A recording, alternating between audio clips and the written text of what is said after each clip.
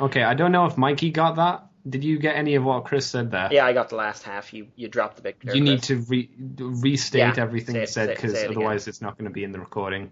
Just to be safe. Shit! Okay. We'll edit that one in. Transmission is go. Underbase is live.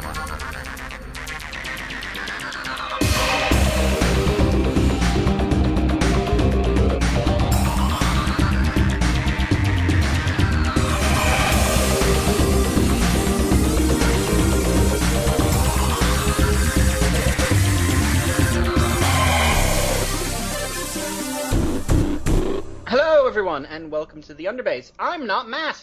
Be at peace. Be at peace. Have an exploding wafer. Hello, it's Mikey. Matt couldn't be here this week, so I decided to shove past everyone actually qualified and fill in. So we are here this week to talk about MTMTE 32. And, of course, in order to do that, I have to be joined by the people who do this for a semi-living. Mr. Chris McFeely. A living. I don't know about that. Well, does someone like you ever really live? Well, this is true. I do work in retail, so. And a man who definitely is not living, but will one day dominate trees across England, young Andrew Millman. Yeah, I'm going to kill all the trees with fire. Yeah. What about that one tree from that one movie that raped that girl? Oh, no, I'll cut him down eventually. I'll get to him. Can you do what Bruce Campbell couldn't? I don't think he ever tried to take down that tree, oddly enough, even though it did his woman. To be fair, I think we all would have wanted to see that scene. Bruce Campbell versus tree. Oh, okay. That's why you were going with that. That's fine. I was getting really worried and nervous again. Unfortunately, we all did see the other scene. We did. And it was memorable. Good old Evil Dead. Yeah. Right, so we're not here to talk about Evil Dead. We're here to talk about MTMTE 32. So we will get straight into this one because there is a lot. This issue is written by James Roberts, art by Alex Milne, colors by Joanna Lafuente, letters by Tom Belong, edited by John Barber, and we have trois covers, otherwise known as three by people who can actually speak French. Gentlemen, and in that way I mean Chris, which cover do you go with? Oh, I really do like that Nick Roach cover. The X-Files one. Yeah, but I'm big in, I've said it many times, I'm big into slightly abstract images, and there's been an increase of abstract Nick Roachy covers too, more than meets the eye. There are three lovely covers, but the Roach one catches my eye. I do like Nautica's lips. I don't know why. They are very pouty, aren't they? Very Gillian Anderson. Very full. Not Chris. You've already done Chris. Andy? Personally, I'm not a fan of the Nick Roach cover. I don't like it. It's way too much black. It's like that guy who at school decides to do the entire background of his front page in black and uses all the black in the printer, and then you're stuck behind him with completely grey wording going, you mother. I think you're projecting some issues onto this cover, Andy. Maybe. There's been one or two people that have done stuff like this in the past who I've had to slap over the back of the head saying, what are you doing? I don't know. I kind of enjoy what they're getting at, but in comparison to the other two covers, I think the other two covers are a lot more striking and visually interesting. I've got to go... Although I really like the Alex one because it's really dynamic and actiony and stuff, I've got to go for the Casey one because that's... You know me, I don't read the old Marvel stuff, but everyone knows of this scene, and the way Casey's done this is just messed up. It looks great. They look like they're in agony, and I approve. Yeah, you'd be surprised how many people don't get what these covers are about, you know. Yeah, you would. I've seen it. It was really... I think the Scorponok one drew me more than this one. Because the Scorponok scene is one of the most famous scenes from the end run of Marvel. And yeah, people didn't get it. They were saying like, oh my god, Unicron's coming into Transformers again. Oh my god, comics are going to end. Really? Is that what they said? Yeah, and then someone had to point out. Just some small number that's people, but yeah. Bless them. The uninformed. Personally, I am actually really torn between Casey's and Alex's. I like Nick's, but I don't mind the black background. It's just, It's a cool image of Nightbeat and Nautica crouching on a briefcase. It's got, I'd say it has more going for it in terms of symbolism than anything else.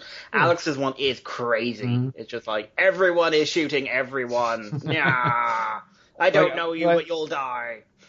Alex's cover is like it's a nice image, certainly, but it is just that's sort of all it is. And I like the crafty sort of intermedia sort of storytelling that the cover does, as we'll see when we get later into the comic. Yeah. It's like there's a page in this comic that continues directly from the cover. You know, the cover is sort of a panel in the comic that's not in the comic. It's a very nice trick, but I think just as a cover, it's just the one that grabbed me the less as well. I like the trick of it more than the actual image, if you know what I mean. I like the storytelling device it's being used for more than I do the actual image itself. Yeah. I actually have to agree with Andy. I'm going with the Casey Collar cover. Yeah, that's visceral. Kill me. Yeah, that is really crazy visceral, and like it is from one of the most. It's only one of the more disturbing ideas, as Cup is telling Optimus to go in and shoot them both in the face. I don't blame him. I'd put a bullet between them. Yeah. Andrew Wildman at his most Andrew Wildman, really, at that time. Get Farmer in here. Get him done lengthways, you know. You're fixing half the problem. And then they go on into Regen 1. So we Funny thing about the cover, about the Casey cover, was that when Dave and me and Jeff and Amy when we were all at BotCon and when we got to go to the IDW offices afterwards, there's no other way to frame the story. We saw this cover on the wall of John Barber's office. Obviously, it hadn't been revealed at that time. And we saw it there, and Dave and I just sort of quietly had a mini freak out between each other, like completely silent, sort of slapping one another, and it's like, and then it was like perhaps like a 4-second freak out before it was like, oh wait, no, it's actually just one of the 30th anniversary covers, isn't it? Yeah, so maybe I was desensitized to the cover after that. You've had your squeeze. So yeah, 2 votes for Casey, 1 vote for Nick. Alex, it's not that you haven't done well, you just haven't done good enough. Wow, come on. Jeez, Mike. I know, but it's funny because I know him, and that makes it easier to be cruel. You want him to hurt you, don't you? He didn't. The boy practically ran away from me at AA. Practically. Every excuse. Challenge thrown down, Alex.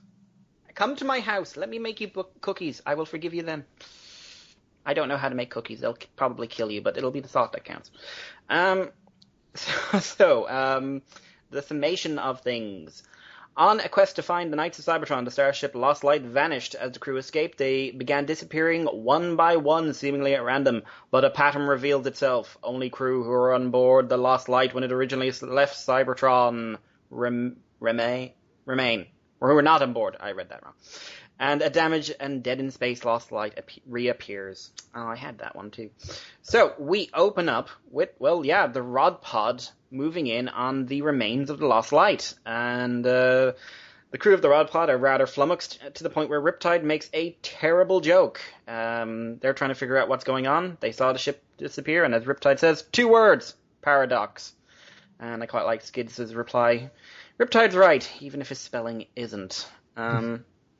And we get a pretty awesome double-page spread of the remains of the Lost Light covered in some sort of space blood. Because it is, let's call a spade here. It's space blood. Yeah. Yeah. Mm-hmm. It's just like, this has a weird Animal Man vibe to it. Is this where you scream symbolism for what's happened on the ship? And to the ship? Probably leaked out. Yeah. That's what, oh god. Oh, that's a nasty thought. Nautica lets us know this is quantum foam, which is leaking from the engines, and it would be a very good thing not to touch it, as Riptide nearly drives him straight into it. I wonder what makes it quantum. Well, quantum foam is a real thing. Yeah. It is? Just sounds like it's foam, but they just added quantum to make it sound sciencey. When I say real thing, I just mean it's A real science fiction thing. It's a real conceptual thing. Oh, okay. I believe it's just the matter, the base substance of stuff. I don't know. I don't know quantum mechanics. Come on, Mr. Scientist Chris. Comic book podcast. I don't know quantum mechanics. I don't know from quantum. Just know it's a real thing. Jesus. As Getaway tears Riptide a new one for nearly getting them killed, Megatron points out that the vacuum shields are still activated and they should be able to go in and the shields will reseal. And he orders them to land the rod pad in what remains of Swerves. Everyone's sort of like, this place looks like it's been torn apart, trashed, and then Nautica points out it doesn't look like a bar. It looks a lot more like a performance space. And it even looks like Crosscut finished a play, and, Crosscut's been working on that play for a while. And, as Nightbeat, Riptide, and Skids discuss what's been going on, they're sort of talking about bad things happening, and as Riptide puts it, speaking of bad things, here's the worst, as Megatron and Ravage leave the pod. And Riptide sort of points out that everyone hates Ravage, and they'd like terrible things to happen to him. Except Nautica, who has no idea what Ravage is, and does what I consider to be quite a cute scene, where she pats him on the head and calls him a her. Which is it's just lovely until he tries to take her eyes out. Kitty. Yeah, so he's a cute little kitty. Megatron laughs at the idea of Nautica having her eyes gouged out because Ravage isn't a pet. And Skid points out that he's your enemy. And Megatron agrees and says he'll take account for his actions after he helps them find the crew. And then we fully realize that we are in a horror movie when Nautica suggests splitting up. And Riptide sort of goes, that's a terrible idea. That never goes well. Never goes well. But Nautica ain't taking no for an answer, so her and Nightbeat head off as Nautica transforms into a spaceboat. Spaceboat thingy. Spaceboat. And Ravage finally gets a scent of someone, begins tracking him down, and Riptide's being a complete ass. In this scene. Well, that's Riptide thus far, I think, altogether. Yeah, well, they find a body. Riptide goes, ha, you thought you could smell Ultra Magnus. It ain't Ultra Magnus. You suck. Megatron tells him that show some damn respect. And Riptide quietly shuts up as we pull out to reveal Minimus, with a very large section of his torso ripped out. As Getaway tells Riptide that, yes, this is in fact Ultra Magnus. This is his inner robot, and we find out that the Magnus armor is lying not too far away, and the recall hand was cut off, meaning that someone knew it was there, and they made sure he couldn't, make a getaway, so to speak, before they finished him off. Did that. Yeah. Okay. Cool. Finished him off, and Skids gets all investigative, leans in, and pauses, and says quite a loaded sentence that the wound in Magnus was caused by a fusion cannon. And we get an answer to something people have been wondering, which is what happened to Megatron's gun. And Megatron actually seems to take this very personally, as he's basically being said that Skid says future they've decided it's a future lost light, and future you, Megatron, is nowhere to be seen. Skids points out that the only two people who could rein him in, his co-captain and first officer, have been murdered, at least one of them by your weapon of choice. Megatron points out that you had the fusion cannon melted before any of this started. Actually, not long after he was he turned himself in. And Megatron goes on to say that whoever killed Magnus knew about the teleport in his hand. I didn't even know there was a Minimus ambush until you told me. Wow. And in quite a nice realization panel. And Skids basically just sort of turns around and says, yeah, and you're going to use that to kill everyone. And I have to admit, Megatron's response is just... it's the strangest thing to say when he goes, I would never do that. Yeah, you would. You have. You're very guilty of a lot of things. But Skid points out that you'd never been able to predict you'd become an Autobot, and as a sort of annoyed Ravage growls in the background, Megatron totally agrees and volunteers that Ravage and Megatron are locked away for the time being until they can figure out what's going on as a precaution, so that future Megatron doesn't go nuts and kill everyone. So we'll end it there. So that is our opening scene. I said years ago that I thought Transformers should branch out into other genres, and I toyed with the idea of what would make a good horror story. Chris, I think we're in one. Well, there have been Transformers horror stories before, but this John is Gordon definitely finished a long time ago, Chris. It's okay. Andy on the ball. Oh, You're nice. welcome. Thank you. Oof. Right. Yes, this is good. Well, I think before we start talking about time travel and future and horror and everything, we got to go back to. Oh, do we? Maybe we shouldn't. Maybe we shouldn't yet, because Matt's not here. Matt's not here. And Matt was the one who came up with the big theory last issue. Oh, but that big theory spread very rapidly. It did. Matt was just the first, that's all. Mm. Matt got there first. I mean, and then it was somebody else on the 2005 boards came up with the same theory after reading the issue on the Wednesday. Matt got there first. yeah. Well, I mean, we can leave it if you want, but... I'm just thinking if there's relevance here, but I suppose it's probably later on. We can leave it. They have the idea that this is the future lost light from which the coffin containing Rodimus came, and the evidence is like you just heard Crosscut telling us about the play he was working on last issue, and there's a poster up here for it on show. So this seems to support the fact that this lost light has come from the future, but we will see. But I really like this idea where Megatron sort of is my favorite bit of this whole sequence is where Megatron is like, I am no longer qualified to predict my own future. That's really good. I like that a lot. I mean, my favorite bits out of all of this issue are all the Megatron stuff. Yeah, he does kind of own it. Two things in particular jump out in this one, though, and it seems to be like no direct parallels are drawn. I think it's up to reader inference to do it. But the Lost Light is bleeding quantum foam. Not the first time we've seen a bleeding spaceship in the course of More Than Meets the Eye. Mm-hmm.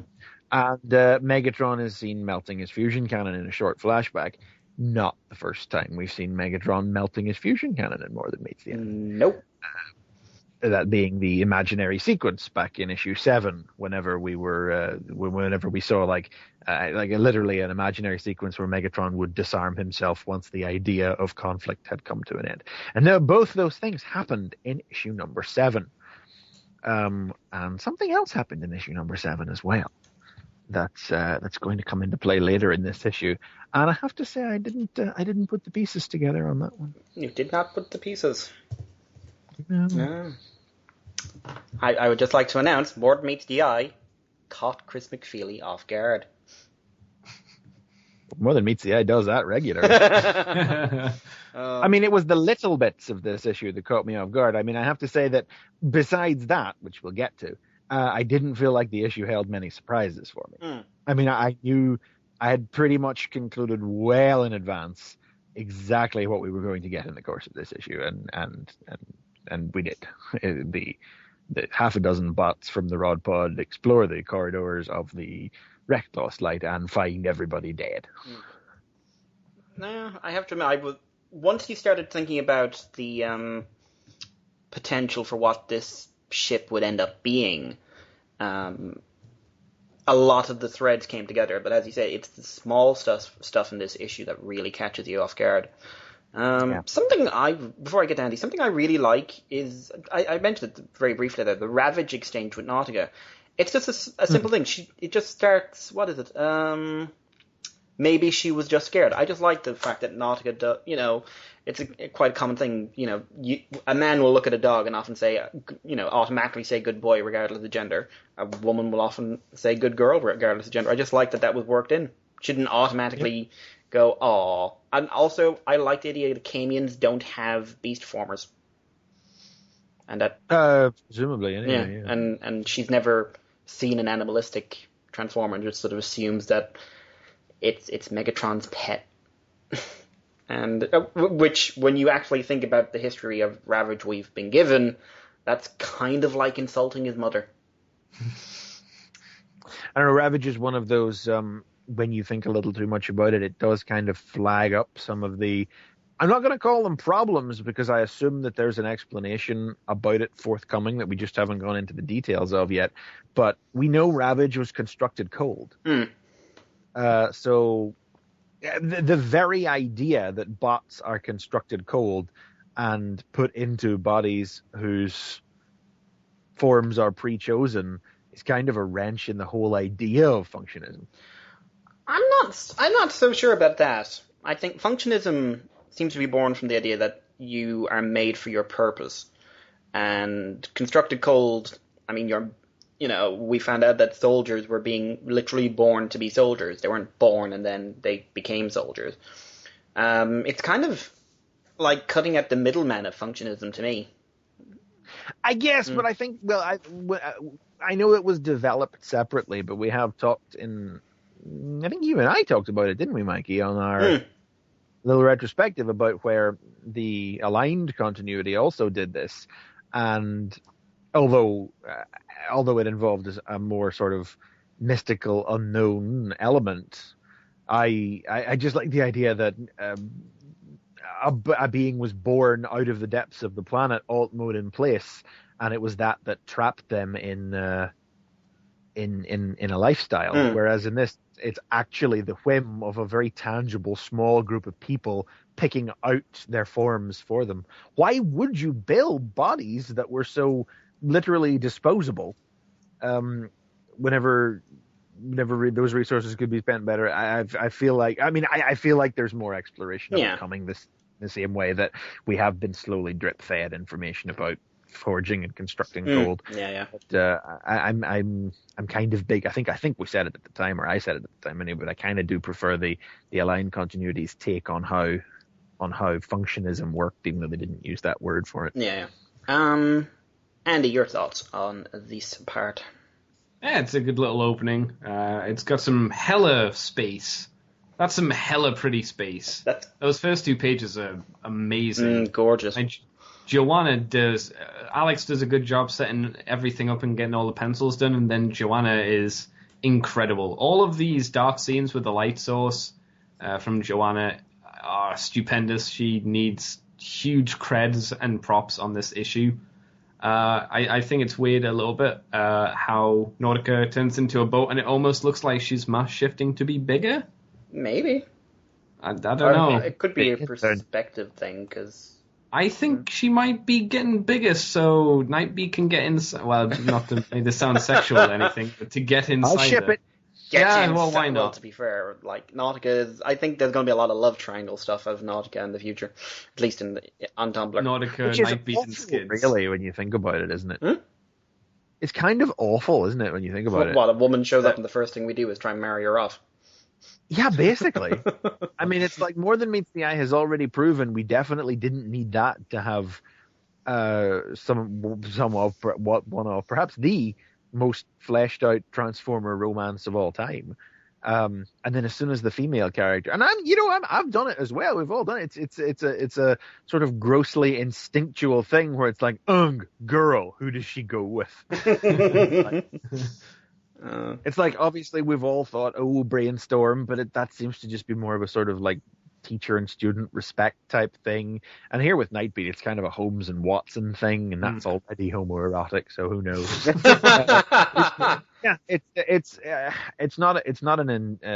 I'm not damning the book for it or anything, or the fandom. It's just a very hard to it's instinctual and it's kind of hard to fight off. And I annoy myself by the fact that is where my head goes when it's like, girl.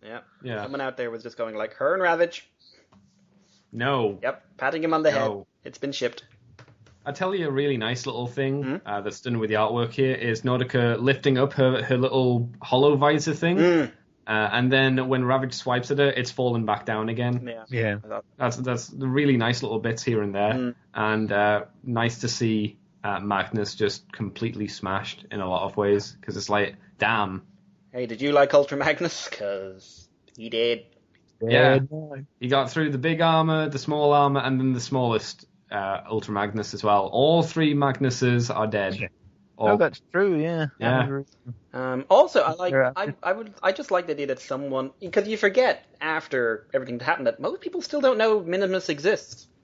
Yeah, or Minimus. Minimus. I'd say probably most of the Lost Light crew who were active after Remain in Light know, because we know he didn't get the armor back on until the ship had taken him. Yeah, but I mean, like Riptide, who's rejoined the crew after missing the boat the first time, he just had no clue. That's true. Yeah, well, that's what I'm saying. Like, guys who weren't on the ship for all of season 1 won't know, but anybody who was alive and up to see Minimus wandering around afterwards will know. So probably most of the original crew knows at this stage. Anything else, Andy? No. I like this. I liked Megatron's gun melting. Again, crazy good colors there. Make it hella pop. I like how sad Megatron looks as probably his closest companions getting melted in a lot of ways. Well, to be fair, like, he's gone through at least 4 of the bloody things in IDW. Yeah, I suppose. True, actually, yeah. I think in his first active role in the series, it got blown up by Optimus. Oh, yeah. I forgot that. Yeah. I think it's weird, Jetfire's in the background. I would have almost liked it if it was Skids going, ha ha. Douche. Pointing and screaming douche. Jetfire looks bloody sinister. He does, like. Yeah, it's the visor eye. And Optimus looks confused, but fascinated. I think he's interested by Megatron's reaction to melting his gun. Like, yeah, we're breaking your favorite toy. What do you think about that? Yep. Huh? I like the idea that the scene at the end of the trial where he just holds his head in his hand, it's just like Optimus the entire time has been doing really dickish stuff to him. Took your stuff away, melted it. Hey, boom. Told your friends to leave you alone.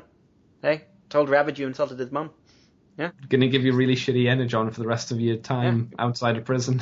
Gonna put you in a screwy body. What do you think of that? Huh? Is this annoying you? Is this annoying you? I'm annoyed. Aha! He's turned! Shoot him! But, I mean, I didn't want to go into the art too much, because there is just so much praise to be heaped on this visually, but that scene where Megatron realizes that, like, holy crap, time paradox, grandfather paradox stuff going on here, just like, ooh, that's a good realization. That's just like, crap. Yeah. That's one of those things that only a book like More Than Meets the Eye can get away with at the same time. Yeah, very, very much. Yeah, like Primacy could never have giant buggy eyes at that realization. I would like it with it, because I would like to see how Livio Style would pull that off. Just like, he looks less shocked and more like he wants your soul. Even Robots in Disguise couldn't really do it. With Swindle it could. Yeah, Swindle's eyes are always buggy. But I can't really add too much. I really like the build up to this. It really sets up the mystery. Even if you feel like you know what's going on, there's hints that there's more here that you're figuring out as you go along. Like just the idea that someone knew what to do to Magnus to make sure he was not getting out of that. That's just a little thing, but it's not. It just adds that layer of mystery. I like the stuff with Megatron, especially. It's a forgettable scene, but where he just again falls into his leader role with Riptide, and just like Megatron's a really good, fair boss. Like he takes charge, and he's just like, yeah, dude, respect for the dead. I really like Leader Megatron. The Autobots would have won years ago if he was in charge. Quite literally. Yeah, and just like the simple thing, like Swerve's bar is more like a performance stage. I'm enjoying this. I'm enjoying this quite a bit. But we will move on. So switching over to the other side of the Love Boat. we have basically Nautica and Nautica is the love boat. Oh! Man went there. We have Nautica and Nightbeat basically going, it's been a weird day. It has been a weird day. And then we get a very interesting little scene where they're trying to work their way through. And they're talking about Rewind's data ghost showing up. And Nightbeat says, oh yeah, Rewind's... Shut up. Rewind's... What was... saw a data ghost too. Rewind's... Oh, who? Rewind's dead. Oh, sorry. Yes, he got killed. Oh, that's really sad. But points out, like, Chrome Dome, his conjuncts, Endura, was standing in the doorway and saw Rewind pop up out of nowhere. And then we just get this lovely scene where Nightbeat just sort of goes, so do you have conjuncts Endura, or a new idea, Amica Endure? Do you practice forms of elective kinship in Caminus? And Nautica's just sort of smiling away because everyone else would be kind of cagey about that kind of question. And Nightbeat, so he's just like, tell me all your secrets. I don't need to know, but I'm really curious. And yes, it turns out they do have spouses. They have Amica Endure, which I'm assuming is some form of best friend. I would have guessed so, yeah. And Nautica's not married. Nightbeat has never had a significant other. She's single. Lad. Yeah. Yeah. I do like Nightbeat's like, I've never had one, but I am pretty insufferable. Pause for Hal's a protest. Anyone gonna say no? Okay. Silent Hal's a protest, Nautica? Nothing? Oh. No? Wow. Nothing? Ouch. It's a little bit, but... Yeah. Okay. Anyway, they managed to get into a lift. And they're going down in the lift, and Nautica reveals that she owns a sonic screwdriver. Yeah, I know, right? Yeah, and it basically, we find out her wrench is a wrench/scanner/everything, and that was probably before Brainstorm got to it. It's got Brainstorm added 1 billion extras. See, there's even a light that goes on when I exaggerate. And you know what? I believe that Brainstorm believes that's necessary. Oh, totally. But absolutely. Yeah, and while they're in there, they're talking about the environment is unstable. The ship is pretty much in just awful conditions. There's been a lot of warp jumps in.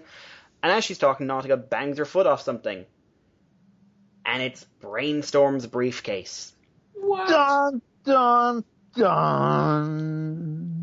And it's Brainstorm's briefcase in a small room with Nightbeat. And Nightbeat does what Nightbeat does. Gonna touch it. Yep. Basically, the locks are damaged. Nautica tells him, I know what you're thinking, and don't. Whatever inside her, I doubt it's soft and cuddly. Soft and lethal, maybe. Aren't you intrigued? No, maybe. I don't know. I'm gonna open it. I'm gonna open it on the count of 3. And then we cut away, because we can't finish. Yep. But we cut away to what I think is the most interesting scene, probably since the series came back. Yep. Because we get, basically, an Autobot and a Decepticon in a small room together. As Megatron and Ravage are locked away, and Megatron's, he's being very oddly gentle and just like, yeah, I know you hate being locked up, but all we have to do here is sit tight and wait for Skids and the rest to find out what's going on. And Ravage responds to this, probably as you'd have expected, by trying to rip Megatron's face off. Screaming, you betrayed us, you betrayed me. And Megatron just catches his paw and just says enough. And then we get a question that everyone's been asking. Because I like Only stupid people have been asking this question. Lots of people have been asking this question. Lots of stupid people. So, yeah. Just so everyone knows, is it Shadowplay? Did they mess with your mind? It's not Shadowplay. Of course they bloody didn't. No, you see, it was like Chrome Dome had the fingers, and that meant he was going to do something, and that's why Megatron was afraid. Yeah. Here's the thing, if he had been brainwashed, is he going to say, well, actually, yes, I have been brainwashed. Surprise! I did think that. That's totally not Shadowplay. I don't know what you mean. I've been to the Autobots for millions of years. Yep. Universally the dumbest possible way to take this plot. It would be awful. I can't believe anybody took that. Oh, maybe it was shadow play. Maybe No. it was the Or-7 that changed. And I'm like, oh, what's wrong? Well, oddly enough, we get a bit of an explanation from Megatron's point of view on things, because we get Megatron at his most honest, I think.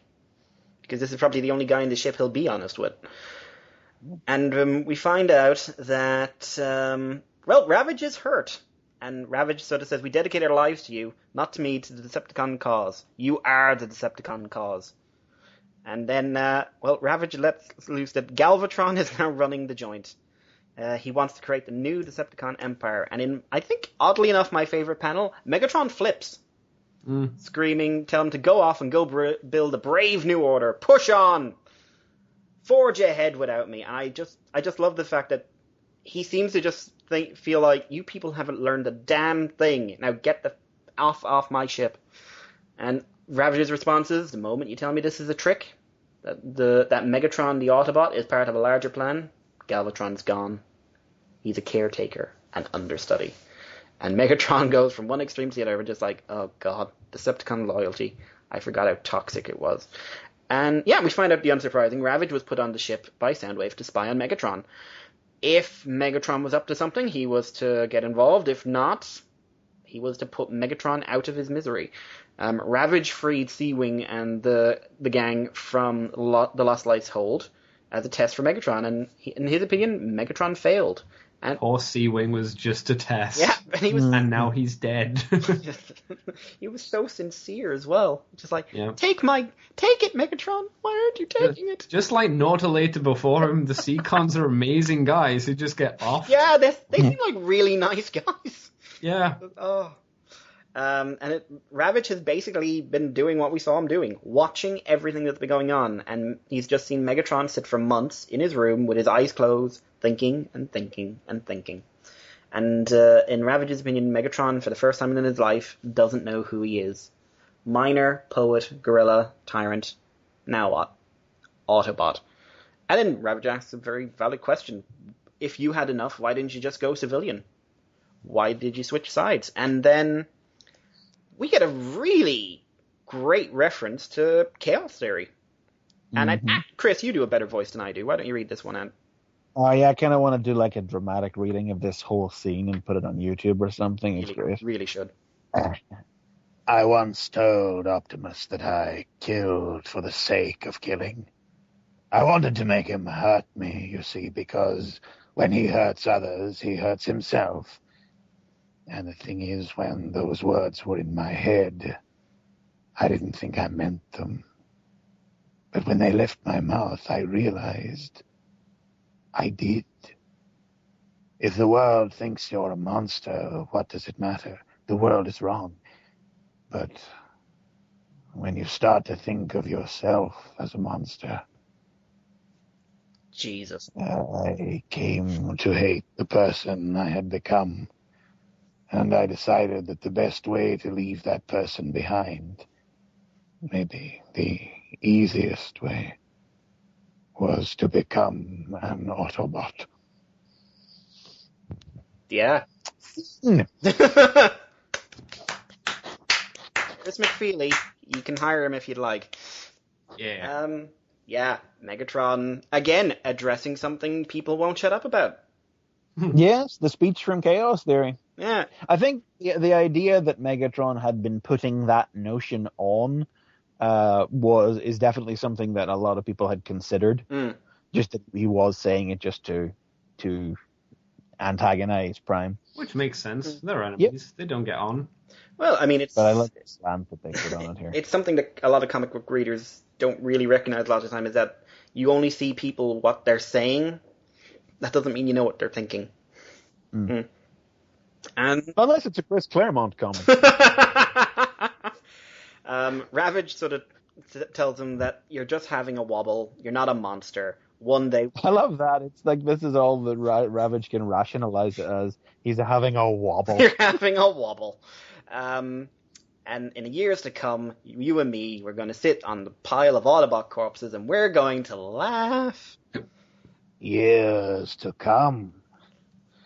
Look at me, Ravage. I'm old and weak. Their poison makes me brittle, but even at full strength, I'm long past my prime. My spark flickers where once it flared, and this body, this nonsense body, it doesn't graft to the spark like the others. There's no purchase, no bite. Yeah. And I love Ravage. I don't like when you talk like this. Why? As Ravage just reveals that Megatron, who brought down the Senate, who emancipated millions, the Megatron they followed, that they loved. And what happened to him? I don't know. I think he's dead. Dead or just resting. And then we get a scene that I guarantee people are going to say, aha, he is lying! Because after saying dead or just resting, Megatron sort of looks forward in a thoughtful phrase. And people are just, the internet is going to explode, but it's all a plan. No, shut up! Don't be that guy. Yep. Although, at least if someone goes insane and thinks that the best way to continue this story one day is to make him go evil again, at least you could just have, like, Ravage there the entire time nudging him. You could kill that guy. I don't want to. You could totally kill that guy. The little devil on Megatron's shoulder. We can all see you, Ravage. Shh. I'm invisible. It's shadows. There was shadow play all along. Also, I should. Yeah.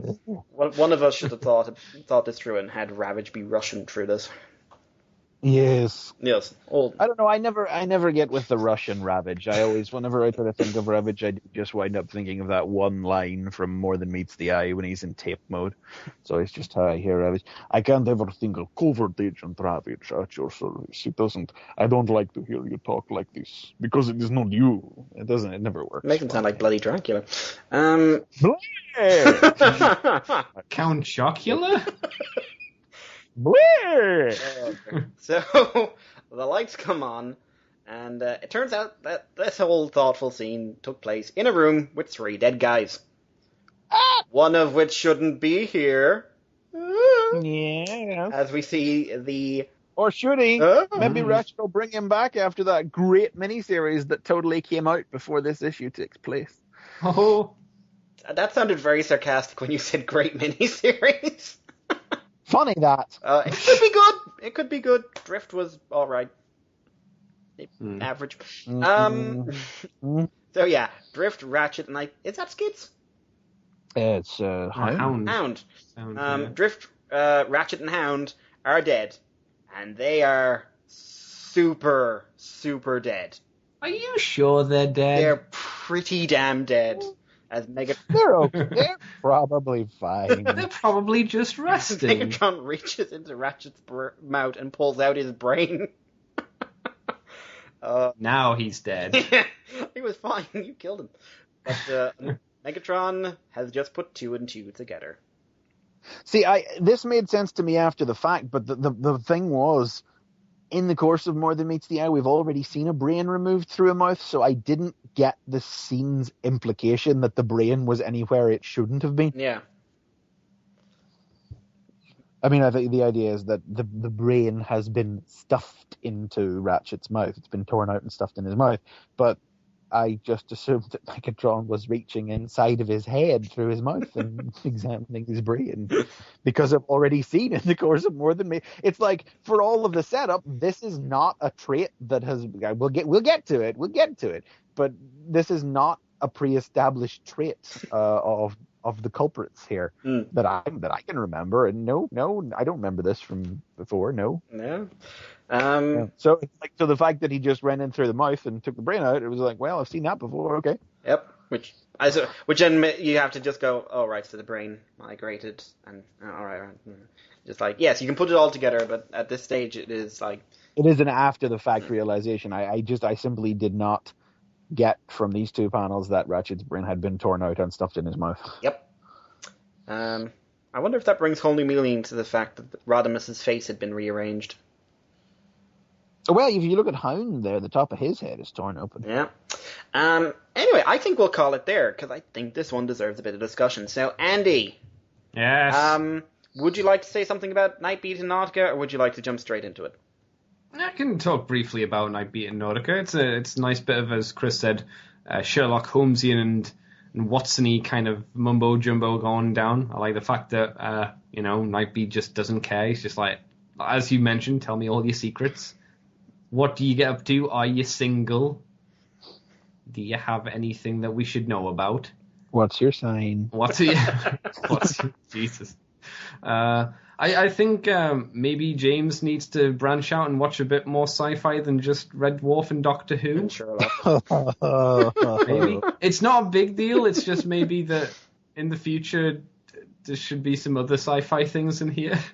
Well, the thing is, you're not, like, generally speaking, although it is quite a high sci-fi concept, the way this unfolds, it is kind of like a Red Dwarf episode gone horribly wrong. Yep. I can see that. No, Red Dwarf it was never above doing hard sci-fi concepts like time travel or accelerated time or backwards time or things occurring out of their proper order of time. And this is kind of how this is, except just horribly, horribly wrong. Why isn't anyone laughing? It was all supposed to be funny. Something to ask is, like, where's Brainstorm? Like, we find his briefcase and it's not on his wrist, so where's he? Oh, we find him. I was a little surprised that Brainstorm's hand wasn't still handcuffed to the gate. That's the thing. It's like some of it's broken off, but it's just broken off at the wrist. I mean, he's clearly Brainstorm still got his hand somewhere, so this was ripped off and he just left it, which is kind of weird. He was probably fine. Just legging it. Yeah, something like that. I really like the Megatron stuff, though. That's pretty awesome. Yeah, Andy. Go ahead, because I know you've been waiting on this. Have I? Yes. Yeah, it's really good. Justification, I think, for those people who are like, oh, I don't really buy Megatron does this. It's like, this is even more, like, how many more times does the writer need to justify to you why Megatron's not a Decepticon anymore? This is enough. This is great. This is really interesting. Please, people, stop asking, why is he an Autobot? It's stupid. I appreciate the fact that his turn at the end of Dark Cybertron did seem to come about in a fairly short span of time, although I liked the handling of it. So I think that taking it back several months to I suppose it'll be over a year. How long ago? Well, taking it back some substantial amount of time. I guess it would be at least 2 years. Yeah. To think that the seeds of doubt really started to form in Megatron's mind then, I think should be the last little push that we need to completely selling this idea. Yeah. Yeah, I found this... When they use it, they hinge the idea on a speech that has received a lot of attention. Yeah, really interesting stuff. Fascinating. I like how Megatron has no hesitation about putting his fingers in some dead guy's mouth and pulling out his brain. Yeah. Whatever. Probably like every other Tuesday for him. Yeah, that's what I'm thinking. For me, it was Tuesday. Yeah, Megatron had a habit of... Of course! He had a habit of just pocketing people's brains back in the days of the war. He's like, this is my brain necklace. Yeah, and just got a pocket full of brains. What did you think of Ravage's side of this? Yeah, I mean, he is the representation of the Decepticons, I suppose. He is the guy, for the most part, asking the questions that all of them want to know, especially Soundwave. I guess we need to ask ourselves, what will Ravage do at the end of this little arc? Will he be put in prison or in the brig, or will he join up with Megatron, or will Megatron say, well, go on then, go back to Soundwave, and we see Ravage coming to Earth or something? Or back to Cybertron? I think Ravage was a very good choice, if only for a bit of a nod to the old fans, because in Marvel, it wasn't really Megatron and Soundwave. Yeah, that's what I was going to say. So I don't really. This is real shades of Marvel UK in particular. Because wasn't Ravage a big player in the 2 Megatron storyline? Yeah, that's the big Megatron and Ravage story. Soundwave was like a Marvel, a shifty man, and Ravage was... Soundwave and his tapes was not a thing. No, they were all quite separate from each other, weren't they? Yeah. I mean, he kept him in his tummy, but they didn't do... adore what John Barber has done for the relationship between Soundwave and his tapes. It's gorgeous. Last year. I love that, and I want more of it. I mean, Soundwave. Everyone's always liked Soundwave, but Soundwave has become one of the characters that I am just glued to in Robots in Disguise, because it's a big departure for him through some very logical channels, all the same. But this is real. I mean, we know Ravage is very close to Soundwave, personally, but this is they're friends, but this is kind of like a teacher who's been betrayed, or a student that's been betrayed by a teacher here. There is a closeness here. It's not like a familial, emotional closeness, but it's I can't really define these two characters' closeness. But that Ravage is very wounded by what. Yeah, well, I think Ravage sums it up very well. You are the cause. You made us what we are, and you then turned around and said that we're wrong, and that you're wrong for making us the way we are. And it's fun. I mean, it's something we've all been wanting to see. That the Decepticon reaction to Megatron, because I mean, so far, I mean, we've seen people use it for political gain. We've seen Thundercracker be shocked. And we can assume any Decepticons. The big two were always, it was Soundwave and Starscream were the big two that logically would be the first to have it. I mean, many Decepticons probably don't care. Well, yeah, I mean, there's got to be one who's they probably never even met Megatron. Yeah. So whatever, but guys who are really close to him, and Ravage is not a character that you would immediately think of as someone's reaction that you would expect, because Ravage is somebody that you just instinctively think of as being close to Soundwave, and IDW has really explored that recently. But as I said, this is real shades of Marvel, and it's just really nice and on the nose. I mean, obviously Starscream could never say these things, and Soundwave could never say these things either. Soundwave is so betrayed that you get the impression Soundwave just wouldn't talk to him at all. Soundwave would it would be like Megatron wouldn't even be able to look Soundwave in the eye. Soundwave is so heartbroken over what's happened, and Soundwave is heartbroken. Ravage is angry. Yeah, maybe that's the distinction I want to make. I think Tumblr summed it up best, oddly enough, with a little comic that showed up not long after Dark Cybertron, of Megatron knocking on the door saying, "Come out, we need to talk about this. Operation Go F Yourself." Yeah, and well, Soundwave's in the corner, curled up in the fetal position, crying into himself with the big anime eyes. Soundwave is sad, Ravage is angry. Yeah, I think that's a very good way of summing it up. Andy, anything else you want to say on this? I don't think so. No. Chris, anything you'd like to add? I think I'm good. I think I've said just enough there, except maybe for the fact that when we were talking about Holmes and Watson, I think Nightbeat is Holmes, obviously, so Nozick was playing his Watson. So it's kind of a nice flip that that it's the companion who gets to run around with the sonic screwdriver instead of the Doctor. Yeah. I like that. I don't have anything else to add, really, to the Nautica scene, to the Megatron scene. Just, I am a character guy, and Megatron has really fascinated me these last 4 months. 5 months with this, and yeah, this is good stuff. This is, I mean, Chris, you've said more than once that Mord Meets the Eye frequently comes down to talking heads, and sad robots talking about their feelings, Maggie. The precise book. I apologize.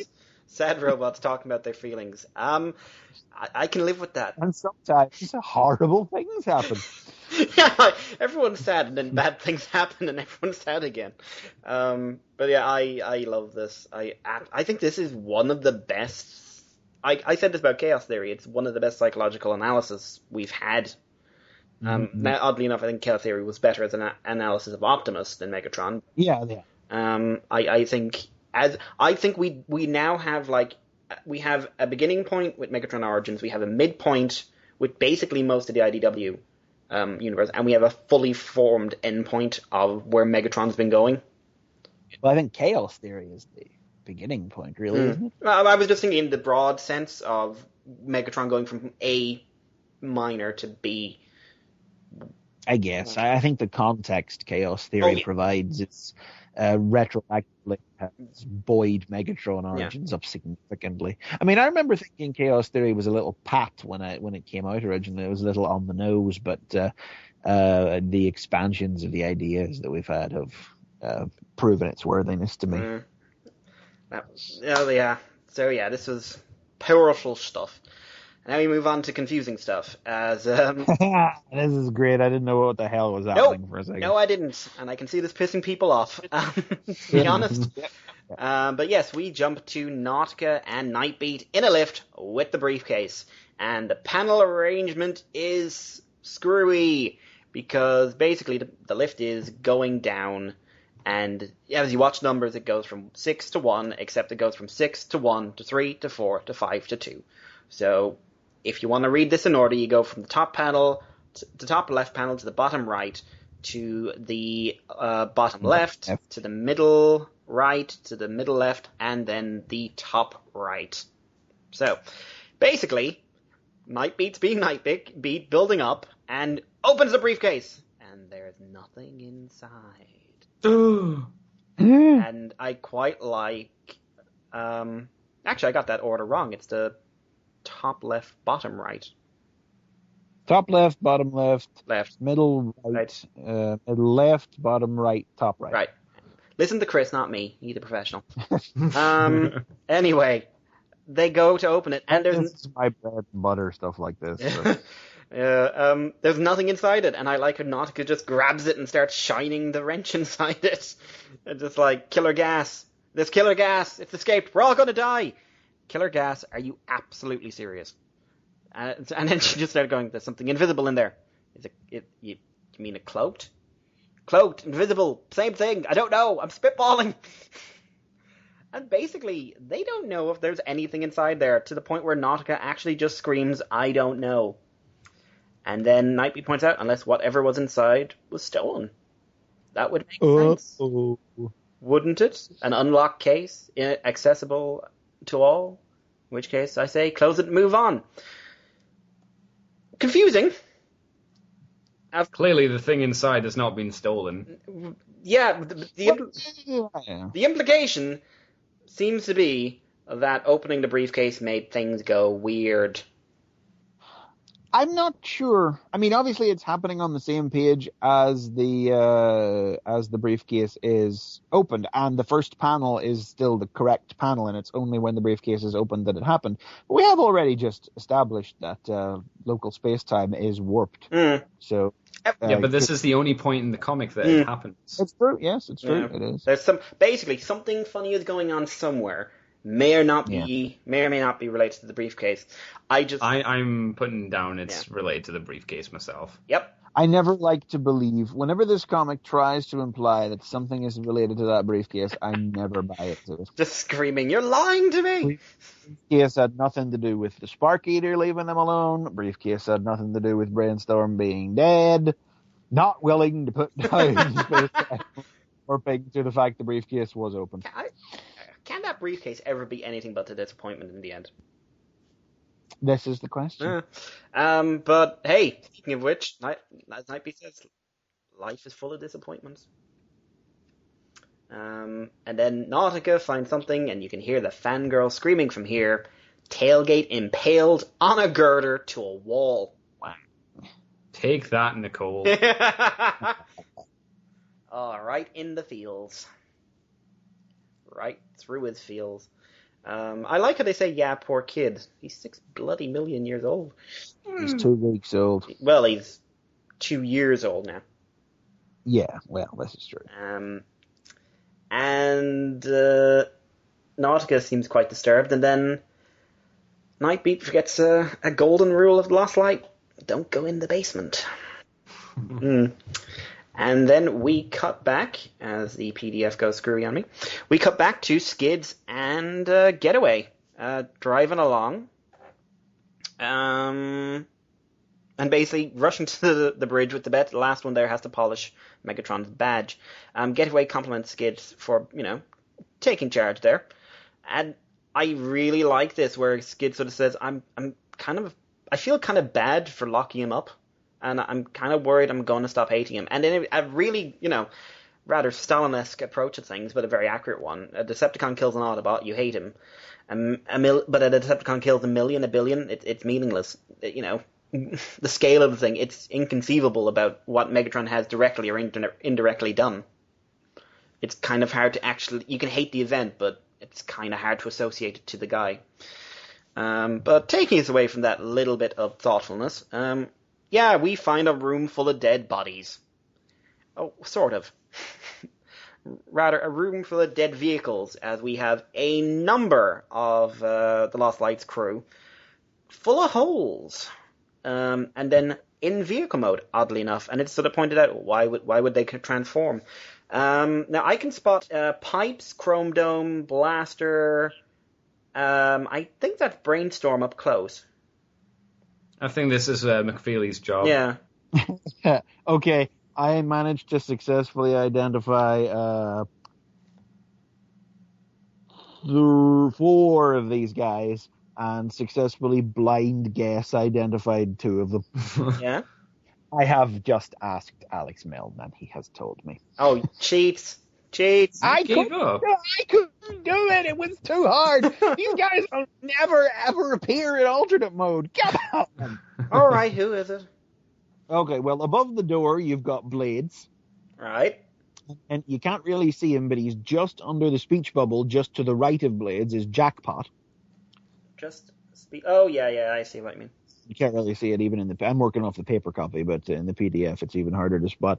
Blaster is there, of course. Yeah. That smoke screen overturned in front of Blaster. Oh, I thought that was correct. The red car just in front of smoke screen is Rad. Rad, right. Yes, that's Huffer in front of Rad, not Pipes. Because Pipes should be dead if it's the future, shouldn't he? Yes. Wink. Just behind Huffer there is Wave Rider, who was one of the ones. I managed to identify Blaster, Wave Rider, Huffer, and Strafe. You can see right there. He's easily up the spot. Just behind Wave Rider, then, and besides Strafe, that's Trail Cutter. Then the 2 that I blind guessed are the Yellow Jet, who's in front of everyone there, who's up close to the door. That's Power Flash. Yeah. And then the Bulldozer is Rollout. Right. And then in behind that is Inferno. And then the front is, I thought it was Brainstorm, but it's actually Highbrow. Oh, Highbrow. Yeah. So, I mean, 4 of those guys have literally never had alternate modes in Transformers fiction before. And I still managed to blind guess 2 of them. Rollout and Power Flash. We have to build ourselves up, don't we? Getaway examines Power Flash and finds there's a hole, a bore hole. And, and it turns out that they're something rather terrifying. Their T-cogs have been taken out. What? Yeah. Oh, and Nightbeat finds Overlord. Because Overlord's in the basement. Overlord's head isn't. There's a basement at all. There was already a basement. There's also no, but that basement got booted off. Oh, yes, yeah. Overlord did, is what I'm saying. Oh, yeah. The fact that this is here at all, never mind the fact that Overlord's still here. I keep forgetting that we haven't actually said officially what seems to be going on. Yes, but it only really becomes apparent with this discovery. But yes, Nightbeat and Nautica found the headless corpse of Overlord as Nautica looks confused because she doesn't know to be terrified. And Skid gets a phone call from Megatron who says that he found a bunch of Autobots and they've been killed in a very specific way. And Skid thinks he knows how. And it turns out, no, different way. You had T-cogs, we have brains. But Megatron thinks they're both on the same page because the Lost Light was attacked by the DJD. As we have quite a terrifying panel of the DJD gathered around Overlord as Tarn goes to saw his head off with what is presumably an untrimmed saw. Yeah, decent little stopping point there. The mystery is revealed, kind of, sort of. Maybe. Yeah. Now, so yeah, it's quite a little build up to that little moment. Anyone want to say anything? Because there's not much to say on this point, but it's certainly a moment of revelation. Go on, Chris. Well, this is not I'm not condemning the comic, but I really wish I cared more. Why don't you care then? Well, it's simple, which is that I am not the type of person, I try hard not to be the type of person who lets fandom reaction affect how he perceives things. Are you saying I try not to let people's opinions about things harm or otherwise I try not to let people's opinions of things negatively inform my outlook on things, but I think the DJD have been overblown to ridiculous proportions by the fandom. The internet ruined the DJD for you. Kinda. And it's not objective in the slightest as a criticism, and it's not going to affect my score for the comic. But I think that these 5 guys, interesting as many of their aspects may be, have been so grossly blown out of proportion by the fandom. Whether it's just the unending suggestions of who's under Tarn's mask, or just the fuck off, the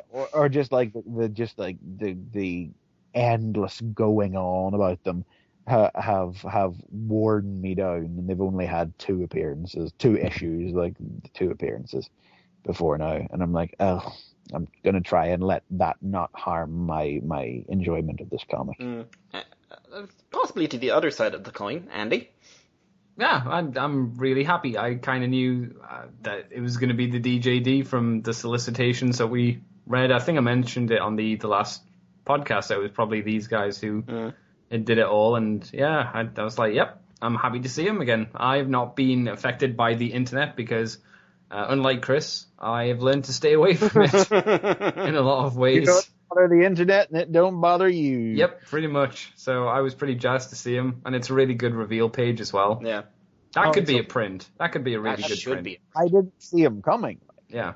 That I will say, and it's that is the thing that happened in issue 7 that I was talking about. I think I'm assuming they're 2 deliberate signposts to put you in mind of the issue they first appeared in, the Bleeding Starship and the Melting Fusion Cannon. Yeah, that but makes I didn't sense. put pieces together, and I did not expect it to be them. No. Right up until they started talking about torn out transformation cogs. Yeah. Yeah. It's also a pretty big room because they must all be squished in there pretty good because those 2 guys are pretty big in the background. Tarn's not a small guy. Overlord. Granted, Vosson's a Spark Eater. Yeah, and I don't remember this room being huge, so they look like they've got space, but I have a feeling they're just like really boxed in together going, oh god, come on. Kill him quick, I can't feel my legs. No, we'll look cool together, guys. We'll look cool together. We got the camera. I don't want to take a picture, my back is killing me. No, it's fine, shut up, it's fine. Oh dear. This looks awesome. We'll put it on our Facebook page. Oh, I blinked. Take it again. Here we go. But yeah. Spark Eater in the frame? Yeah, he is. He's in the bottom. That's fine. There are things I want to talk about this scene and this revelation that once we actually get discussing about what we think is going on here, that make me just want to just shake James and say, how does your mind work? Like Megatron's body. Yeah. Transwarp conduits everywhere. It works by him squinting his eyes and just holding his hands together. Yeah, I didn't see this coming, and I read the internet, I just don't care what the internet thinks. So I was just like, DJD, oh my god. Yeah, but I like that the first bubble in the next page is, no one panic! Everyone panic, as basically because she has no idea what went on in the world, despite the fact she's basically caught up on the entire war in the last few weeks. Getaway and Riptide and Skids all explain that the DJD are a bad thing. Yeah. It serves as a good catch-up for people who maybe have just come on for Season 2, though. So, and they're basically told everything about them. Helix forces people to eat their own brain. I'm pretty sure that wasn't a previously established trait. Am I right? That is not a previously established trait, no. I didn't think it was. So that was not really... You could not really have deduced their involvement from that scene. No. But on the other hand, good old Tarn. He is... The fusion cannon blast was a hint that I did not pick up on. Yeah, because Tarn has a double fusion cannon. Spoilers. But here we just like something that's not particularly surprising is that he's kind of modeled it after Megatron because he loves Megatron. And yeah, fanboy. Yeah, and we've reminded of his morphing addiction, and basically the reason everyone was in vehicle mode is because Tarn probably put a gun to their head and said, transform or I'll blow your brains out, and then killed them all and then drilled in because it's easier to remove a T-cog when it's warm. Or he might have found another unpleasant way to get them to transform. He started trying to handle them like so many toys. Maybe, I don't know. I don't know, because you made that sound very wrong. Well, he's not a nice guy. He's not a nice guy, but I see him basically using the very straightforward thing. I mean, singing won't make him transform, it'll just make him explode. Unless he's got different tunes like the ocarina from Zelda. Macarena. And yes, yeah. I know you said ocarina, but I went for Macarena. No. So yeah, we get a really great splash page. Again, another poster I would have, which is basically the answer to what happens when everyone shoots at someone. In this case, the DJD. The DJD shoot back. This is the page that continues on from the cover. Yeah, we see a beheaded mainframe, World getting his face shot off by Voss and Kaon. Magnus is flying in the background, I think. Or is that Skids? I don't think Magnus has wheels in his forearms, so... Oh, it could be Skids. Yeah. I'm pretty sure that's Magnus. I mean, he's shot, so one would assume, he's been blasted, but... Swerve has no brain. Squish. And Perceptor is now legless. He's had too much to drink. And yeah, Megatron goes to the... What's that mainframe that Telex is tearing the head off of? Yeah, that's mainframe. Tearing the head off of, and Swerve... Looking very surprised. Swerve is being used... I'm sorry, that's his head. I thought that was his brain. No, that's his little head. Yeah, he's getting sorry, yeah. I like Megatron's reaction. I knew this would happen. I've been telling you for all time people would try to kill you all, but no one believed me. We thought you were going to do it. Shut up! Yeah, he basically said that the DJD are loyal to the cause, not him.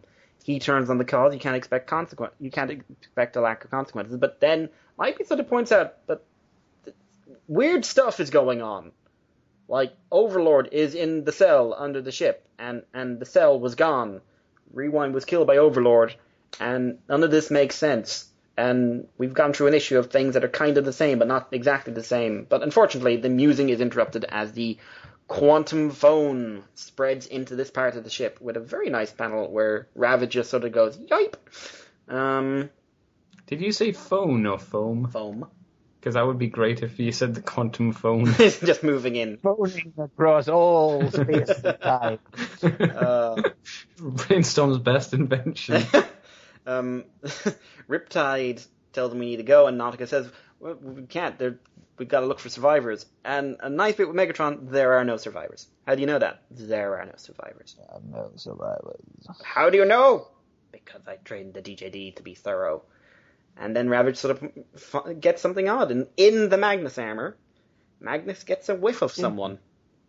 And then Megatron leans over and looks inside the Magnus armor, and he can see someone. And we get an interesting POV shot of a camera recording away, as Megatron leans in and goes, well, well, well, I think Tarn is getting sloppy. As from the battered semi-corpse of Ultra Magnus, Megatron pulls a damaged but seemingly still alive Rewind. Called it. Yeah. No, you called it, but did you call this? Yes, I did. I remember I called this specifically after Matt had his idea about how this could be a quantum duplicate ship. I'd be like, and the data ghost is a still living Rewind trying to get in touch with them. Yeah, but did you call this? That Rewind was still alive. No, not that. Yeah, but this... Right, we need to get into what we think this is. So I'm just saying, like, this is just weird. It's fun, but it's like... It kind of, like, I would like if it did turn out that whole Overlord making a fist thing was actually just a red herring. It could be. I have not been above the possibility, the notion that it was. But yes, that is the end of the issue. Would still be clinging on to Chrome Dome's arm, you know. Everything is connected. We'll follow up, but we got to talk about this because this is the ending. Yeah, I mean, there's not much to say on this actual sequence beyond the reveal of Rewind, but this is where I think we need to talk about what we think is going on. So, Chris, try and sum things up for us. I think Matt's bang on the money. Yeah. I think we're looking at a quantum duplicate of the Lost Light that was created after the original explosion, and in which Overlord never escaped the slow cell. And the DJD came and killed everybody instead. Like, for instance, there's a really, like, the first half of the comic is like, ooh, future. Because we see, like, a poster, for instance, for a play that Crosscut is supposed to still be writing, and Swerves appears to have been turned into a performance space. Except Swerve only found the bar when he and Skids went in there to hide from the Spark Eater. And Skids was never on the ship in the first place. Yeah. So Crosscut would have found the place first, turned it into a performance space, finished off his play early. Tailgate, stabbed through the chest. We can't see if he's got his Autobot symbol on it or not. We can't see what's written on his arm. We can just see the bottom half of the word. Yeah. I mean, the wild implication is that this other Lost Light seems to have happily existed off somewhere else in the universe and gone on adventures of its own. And I'm assuming that, I'm assuming that it was the real DJD who actually came and destroyed it and everything. And they're going to be pretty confused when they run into it again. Yes. Well, later on in the series. Well, I'm going to go over something about that in a second. But Andy, yes, your thoughts on the revelation that this is probably basically another series has been going on behind our backs? It's interesting. I like the idea because it's that multiple universe kind of theory. Like every action has a dramatic impact on what can happen in the future. Here's the thing.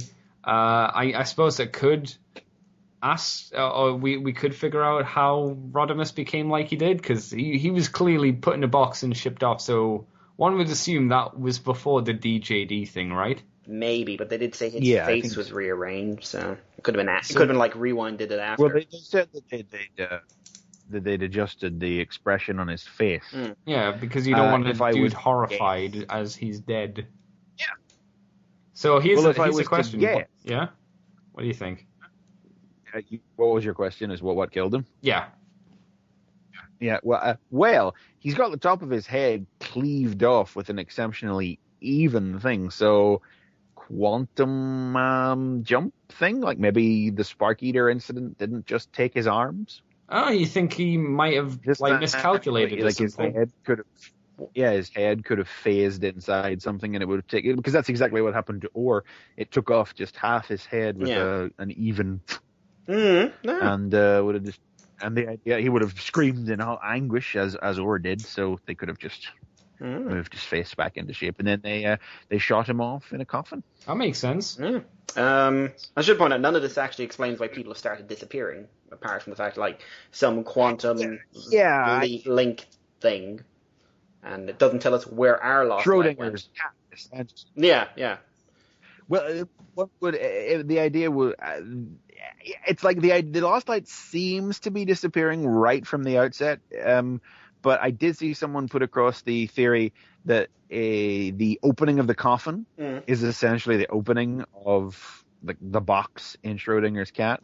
Like essentially, it's the ship exists in two quantum positions, and by opening the coffin and observing it, like one solidifies as the definite outcome, and the other ceases to be. Like. That makes maybe, sense. and it maybe sped up the process or something like that.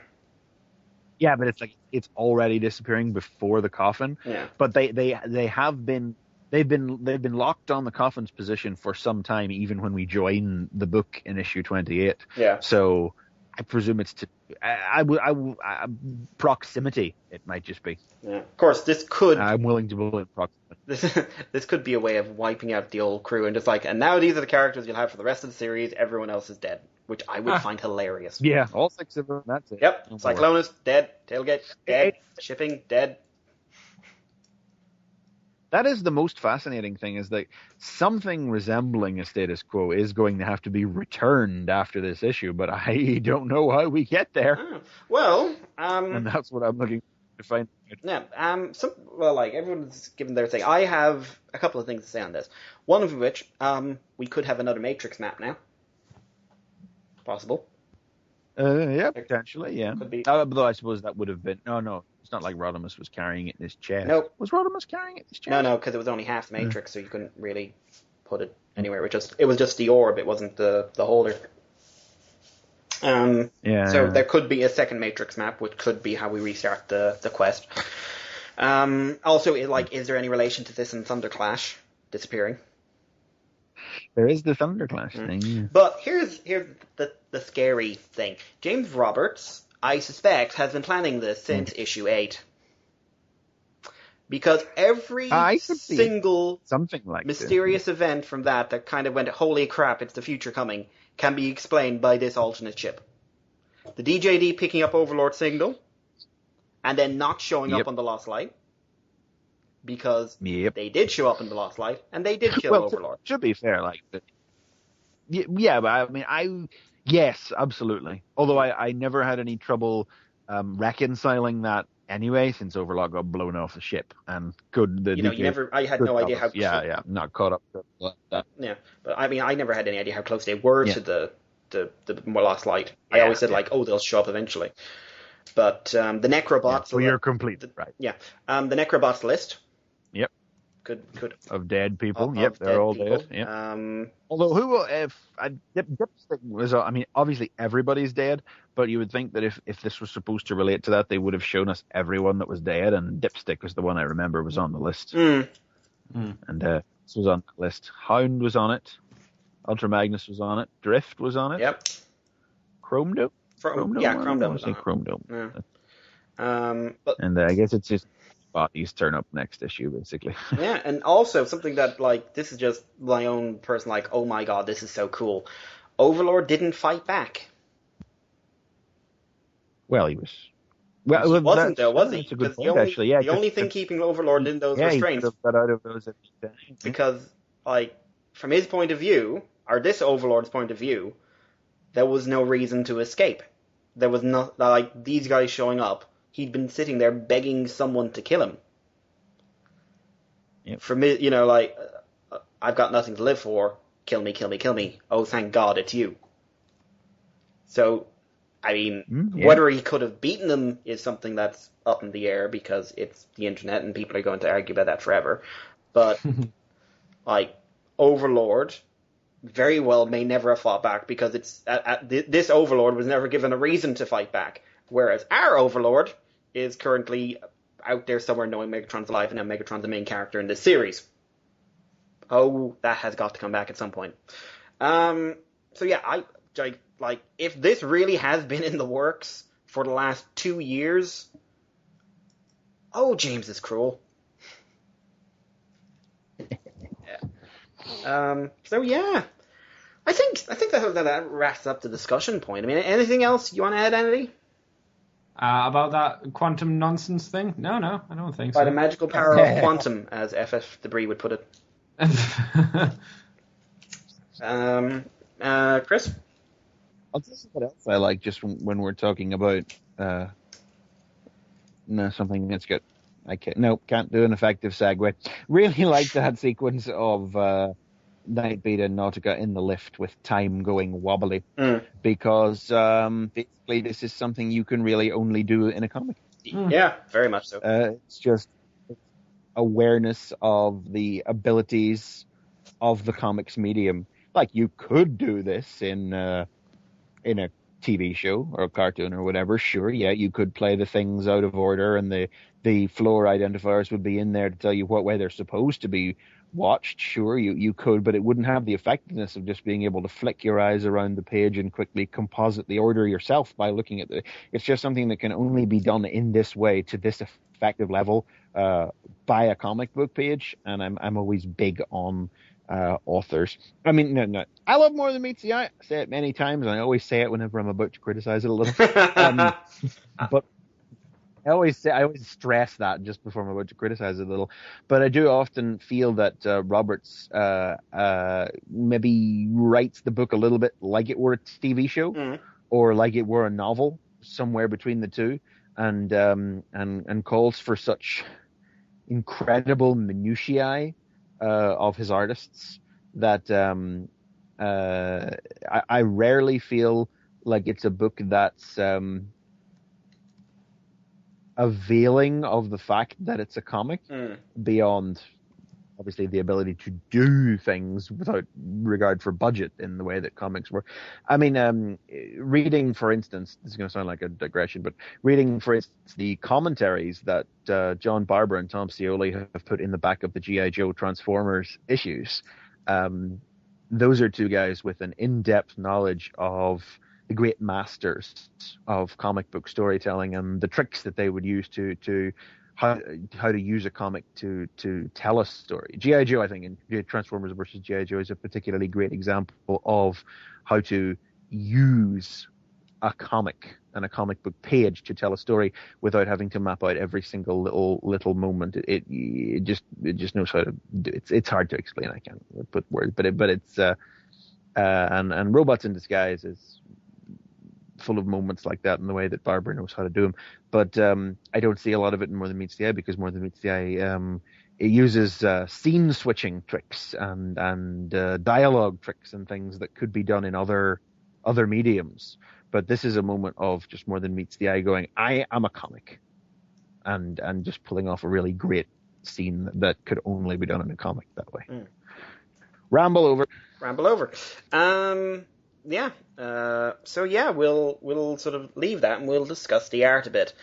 I'm going to say something, and it may be a little controversial. I think if this issue had been Burcham, it would have lost a lot, because I think Joanna is so aware of lighting and color placement and themes, thematic lighting especially.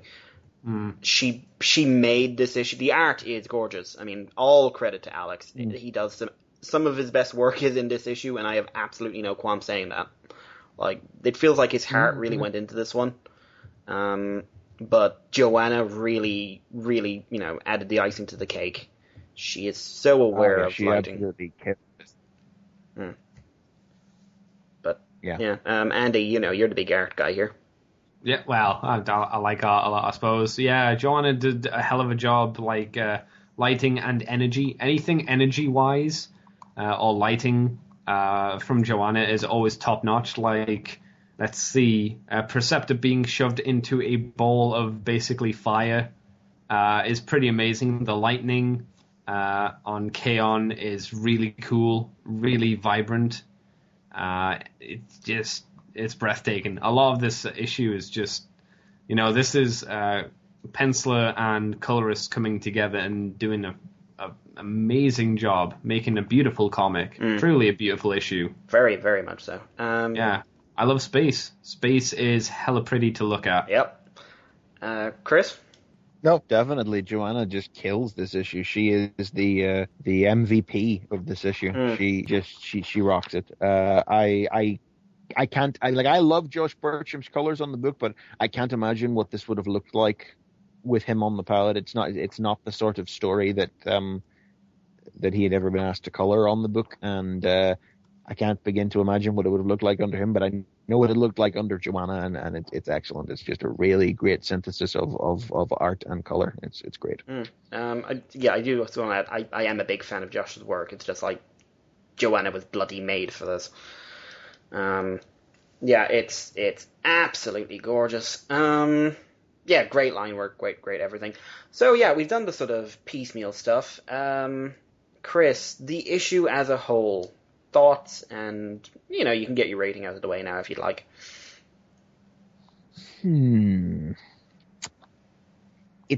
a very successful issue. Probably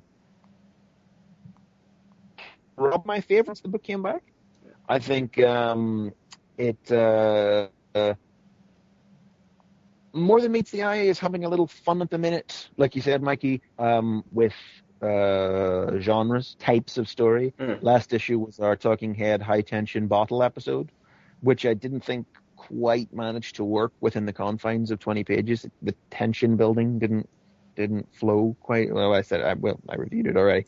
But this one's doing the House of Horror story, and it's pretty obvious from the outset where we're going. And it's not a criticism really of the book, but it's like whether this is the future or an alternate ship, it doesn't matter as you're reading the story, because this doesn't. It's like, no, we have said on this show before that there have been too many death fake-outs in More Than Meets the Eye, but this is not one of those times, because we know the whole crew is not suddenly going to die or anything.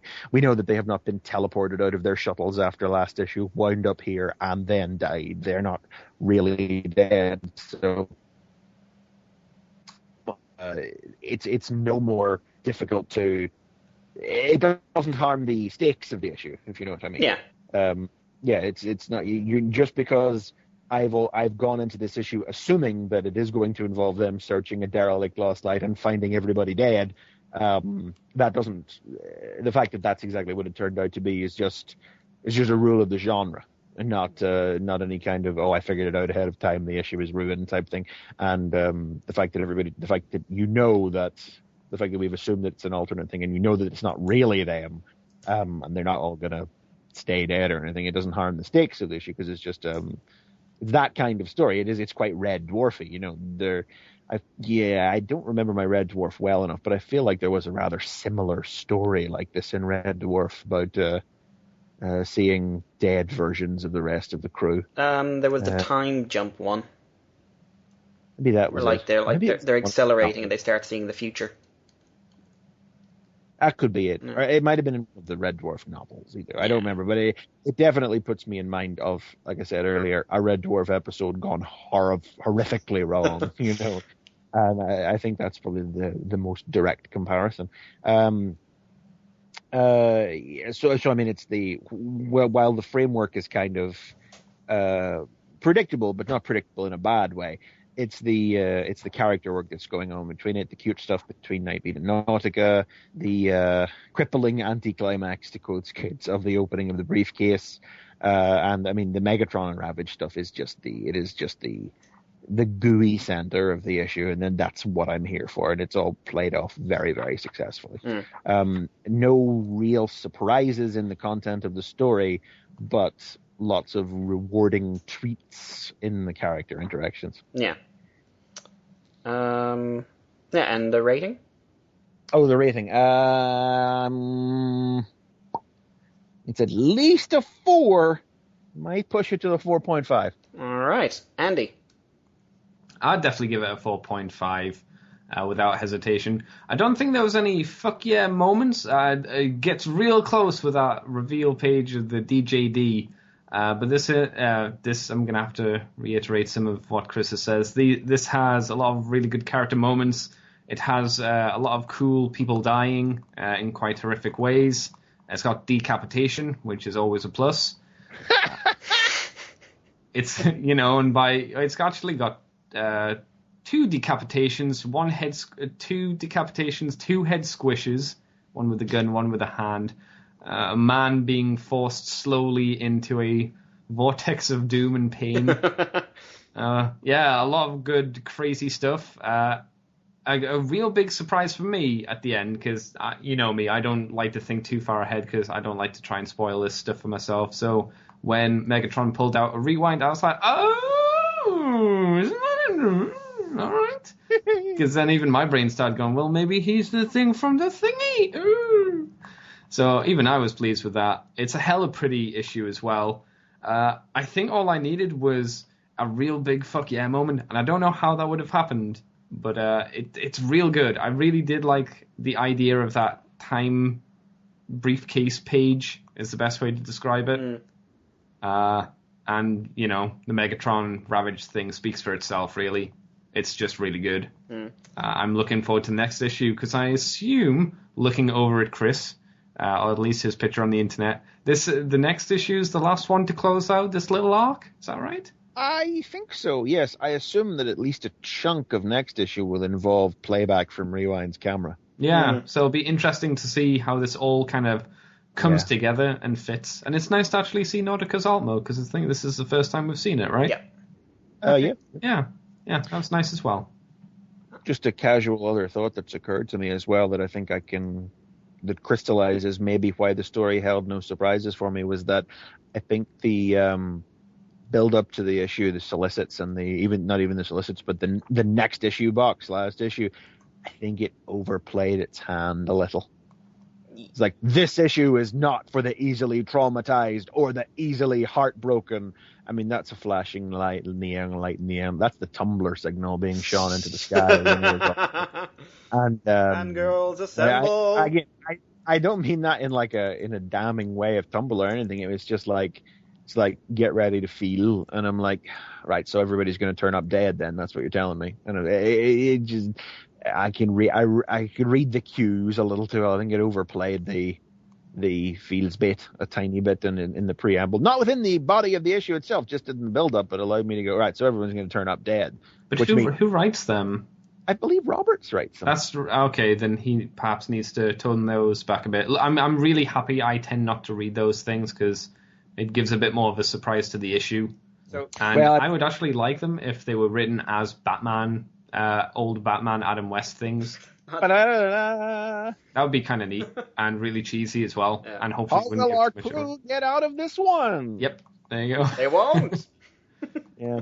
No, so I mean, it was like, so my reaction was, oh, so they're all going to turn up dead, which means they're not really dead, which means, so my mind sort of rolled ahead to the foregone conclusion that the thing has, it's like, it would be one thing if I slowly realized this as I was reading the issue, which is where the stakes of the story wouldn't be affected the way I was describing earlier, the way any piece of fiction would work within that kind of storytelling.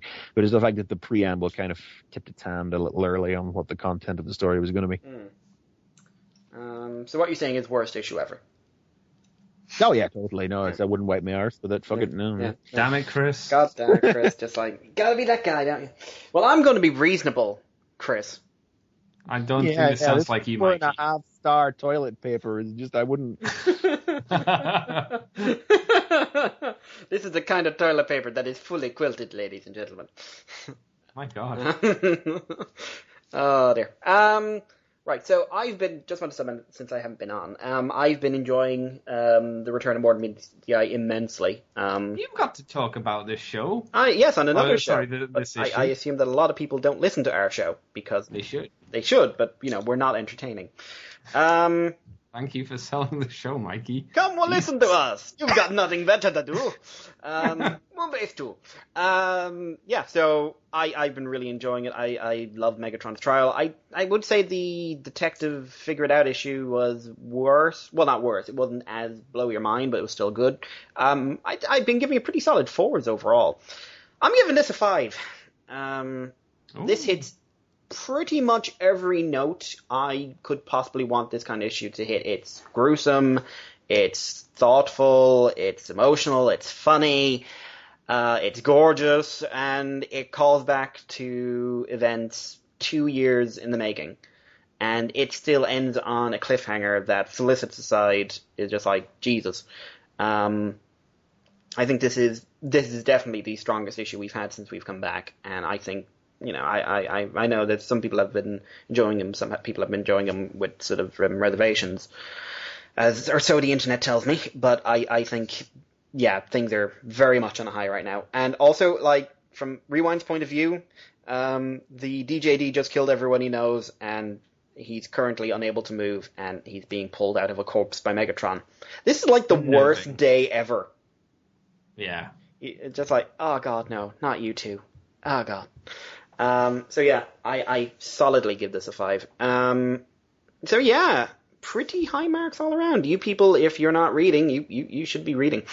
I think that will draw this to a close. Hopefully we all haven't rambled too much and given Amy too much editing to do. Andy. It's a fair. Like, that's some length. What is that? 2 hours? To be fair, we did have like 15 to 20 minutes of you disappearing. Oh, come on. It was 5 minutes at most. Oh, it seems so much longer. It's like when I leave a room, everything just stops. Andy. Yes. Where can people find you on the internet? You can find me at CCTFW on Twitter and Tumblr. I'm on YouTube as Cobra Commander TFW, where I talk about toys and whatnot. I also do the Moonbase 2 podcast with Mr. Mikey here, which can be found on FullMetalHero.com. You can also find us on our Facebook page, Moonbase 2. We're on the unofficial Moonbase 2 forums, and we're also on iTunes and Libsyn as Moonbase 2. And I think that covers everything. Yeah. Chris? I'm on Twitter at Chris McFeely. You'll find me over on the TF Wiki all the time. Intermittent episodes of Fanboy Versus on the TF Radio Network. I'm this friggin' close to joining Tumblr. And Lead them, Chris. Lead them down a better road. I feel like it's going to go the other way. Just choose the people you follow real carefully, Chris. No, I want Just to see careful, Chris right. 6 months down the line just saying things like kawaii. Oh, God, no. Don't propagate your heteronormative cisgendered visions of... I can't even finish the sentence. We love you guys, really. We do. Yes, we do. You were very nice. It was nice to actually talk to some of you at Auto Assembly. Yes, you were lovely, except you can't. So, like, I had to actually accost you myself to get you to talk to me. Yeah. Because you were all running scared from me, Yes, but it was nice because to you're talk to apparently you. a Barra, whatever the hell that is. A what? I don't know. I think it basically means you and James Roberts are Barras. So if we could get a translation of that okay. into English. Yeah, somebody, I want to know what that is, and if it's a good thing, also. Hey. If it's a bad thing, don't tell me, but if you're going to call James Roberts that, I'm going to assume it's good. It's good company to be in, so somebody let me know what that means. Yeah. It's cool. And me, you can find on Twitter as Irish Paleo, YouTube's GWolfV3, various forums and other things as GWolfV. 1, 2, 5, 6, 7, 8, 9, 10, all the V's really. You can find me doing the Moonbase over with Andy on the Nerd Sphere occasionally, far less occasionally, or far more occasionally than I'd like these days, but that's life. And of course, you can find this podcast and more on the underbase.libsyn.com and on iTunes. I believe there's something else in there as well. Zuma or something. Begins with a Z. I don't know, I'm not looking it up. Amy can edit it in. So guys, thank you very much for this. I really enjoyed this. If I ever get a chance to come on again, I'll hopefully be welcome. No! Yeah. Can't come back! No! Our club. No, get out! It's our book! Yeah. Matt, why did you leave us? You didn't earn this, Mikey. This show lasted 2 hours with you. I'm not here, Matt. All I'm going to say is, I didn't earn this. I don't see Matt anywhere. Where did Matt go? Oh, God. Where did Matt go? And on that note, goodbye, everyone. Sleep well. I'm afraid, Andy. No peace. And we'll call it there. Done. Thank you for tuning into our broadcast. Be sure to follow us on Twitter at The Underbase or interact on FullMetalHero.com.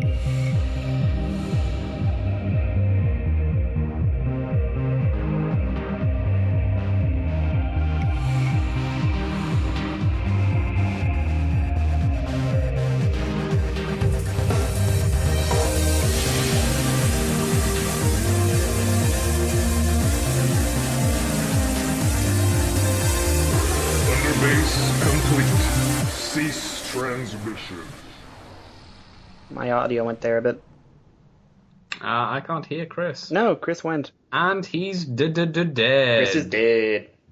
Dead. And he's the only one whose audio we couldn't have caught. I know. Oh, it didn't matter. Amy's got to edit this. It's your problem now, Amy. Arse indeed, Christopher. Did he say, "Och, me bloody arse"? Hey, so. I'm so upset. I was cut off during my talkings and. I was on a tirade. A tangent, if you would. Oh, sorry. Look at me go. I'm fine to say it because it's not racist if I do it.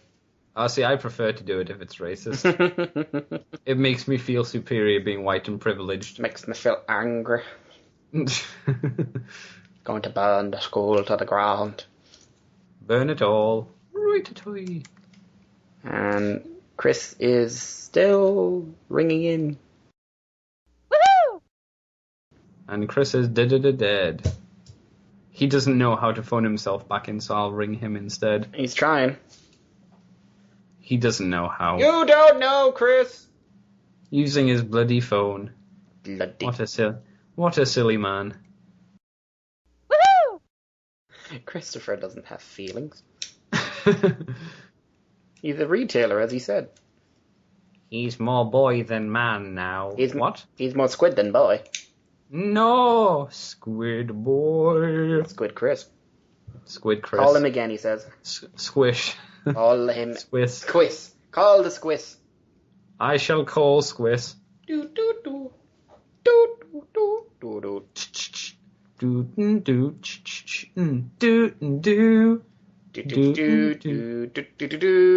do do do. Chris is gone. Dead. Dead.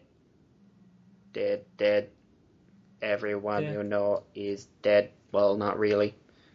But most people that you know are dead. For realsies. Yep. Caw-caw. Caw-caw indeed. Woohoo! Probably gone for If he pressed the join button, he would get straight back into the call. Maybe he's gone to the loo. I don't know.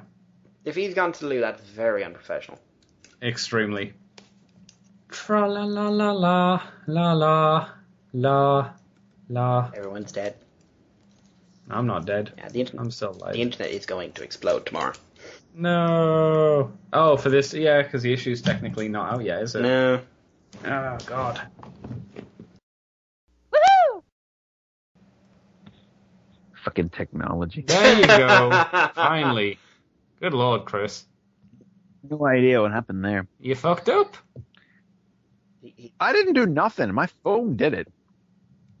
That's your personal property. That's your fault. That's your property. It's my responsibility. Yeah, it is. It's your Right, thing. what did I say last? I don't know. You were right. You were explaining the whole thing with Matt, and you were saying like Swerve's bar, and you can't see the I did tailgate, right? You got to tailgate, yeah. Okay, that'll do then. Okay. Amy can edit it cleanly. I think Matt was right on the money with his theory, and Woohoo! Yes, and I have Grimwing as a chicken, Fuck. which is really easy to pull off. Strong. You just fold his arms away, and he looks like a chicken. Strong. I never realized how much. it's a chicken, I tell you, a giant chicken.